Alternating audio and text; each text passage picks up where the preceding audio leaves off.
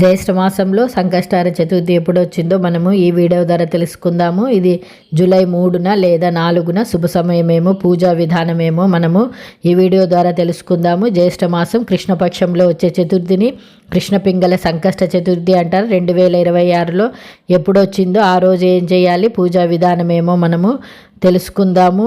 జ్యేష్ఠ మాసం కృష్ణపక్షంలో వచ్చే కృష్ణపింగళ సంకష్ట చతుర్థి 2026లో జూలై 3న వస్తుంది. ఉదయం 11:20 గంటలకు ప్రారంభం. మరుసటి రోజు జూలై 4న మధ్యాహ్నం 12:39 గంటలకు ముగుస్తుంది. జ్యేష్ఠ మాసంలో కృష్ణపక్ష చతుర్థి నాడు గణేశుని కృష్ణపింగళ రూపాన్ని పూజిస్తారు. ఈ రోజున కృష్ణపింగళ సంకష్ట చతుర్థి అని అంటారు. ఈ రోజున ఉపవాసం పాటించే వారికి అన్ని విధాల విజయము, శ్రేయస్సు లభిస్తుంది. ఈ వ్రతము చంద్రుడి పూజకు సంబంధించింది కాబట్టి చతుర్థి తిథి నాడు చంద్రుడిని పూజించే సమయం జూలై 3వ తేదీన వస్తుంది కాబట్టి ఈ రోజున వ్రతం పాటిస్తారు.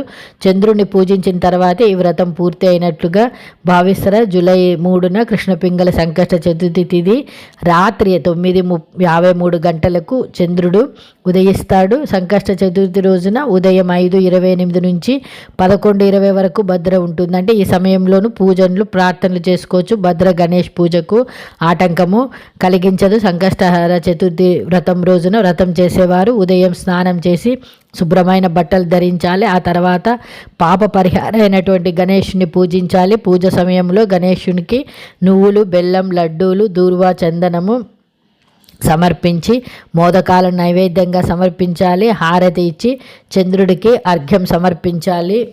వినాయకుని పూజించేటప్పుడు బిల్వపత్రాలు, తెల్ల జిల్లేడు పువ్వులు, గరికపోచలు శ్రేష్టము.